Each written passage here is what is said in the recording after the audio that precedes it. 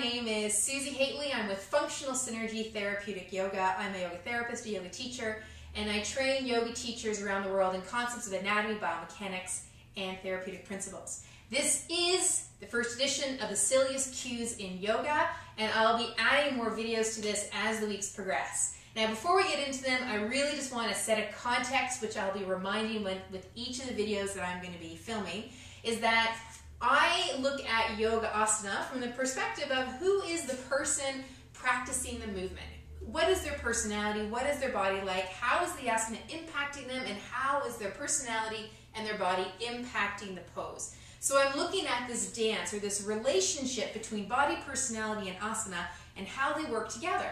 So that when I'm looking at cueing and how my cueing is landing, I ask myself the question, is the cue that I'm giving providing the result that I'm wanting? So is what I'm saying landing for the person in such a way that something shifts? And if not, well, I then step back and I go, what I'm saying isn't really working. What I'm saying isn't quite landing, and it's kind of perhaps a bit inappropriate. So kind of tongue-in-cheek, I say it's silly. So I'm just opening up this dialogue of, well, maybe some of these cues are inappropriate for your students. By no stretch of the imagination am I trying to diss any style of yoga. I am not trying to judge any one teacher with how they teach by no stretch of the imagination. These cues have been in our world for many years. They've obviously worked really, really well, but we all know as yoga teachers that for some people they don't.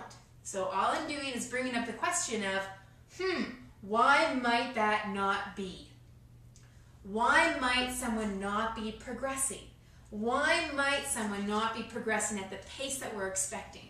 So this is the other part of the context. When I'm teaching, I have an expectation of a certain forward progress, mostly because I'm working with people therapeutically at first, and then as they get out of pain and they get more functional, then I'm moving them towards more classic asana, and then they practice more classic asana.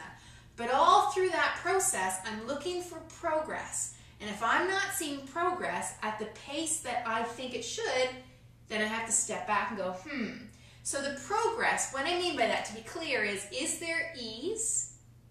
Is there progress in function? Is there a continuation of consistent pain reduction? Is there a lightness that continually unfolds as the person moves forward?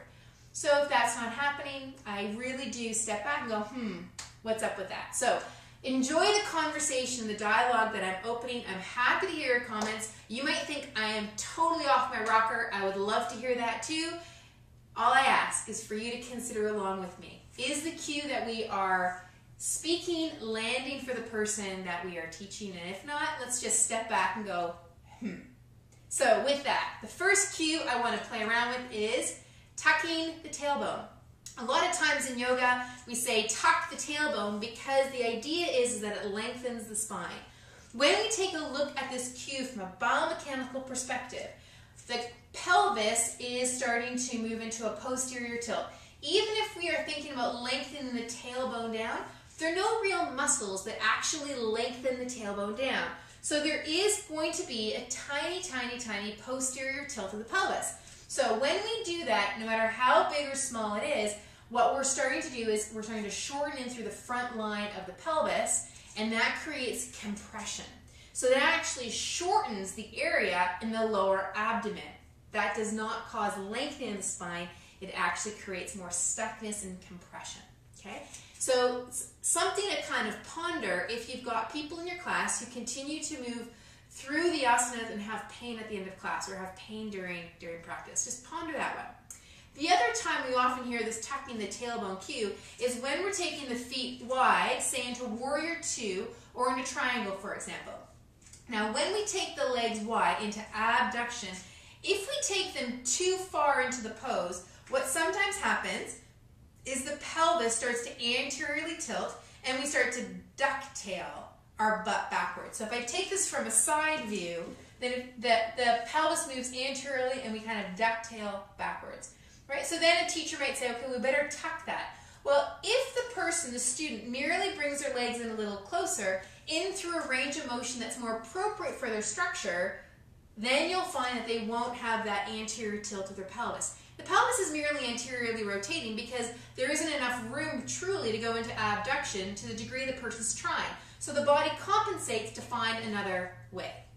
Now when we add to this, in a rotation perspective at the legs into Warrior 2, is that if we're too far, same thing happens. If we're too far out into abduction, when we rotate, if we don't have enough room here, the pelvis will also do a anterior tilt, and a little bit more. You can see that my pelvis is doing much more than anterior tilt right now.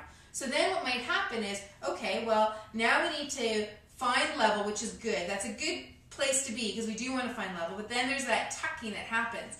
And the tucking, again, it's not because the pelvis just happens to be flaring out or because we have an overly lordotic lumbar curve. It's often because the stance of the legs just went a little too wide, or the position of the heel relative to the instep of the back foot is also a little bit too narrow. And so when things get tight, the pelvis will then start to anteriorly rotate to kind of create a compensation within our body, right? To enable us to do it. Now that compensation over time might create some issues in our back. So if we take the stance up a little bit shorter this way, but then wider feet to feet, we may find more freedom, more ease, and quicker progress.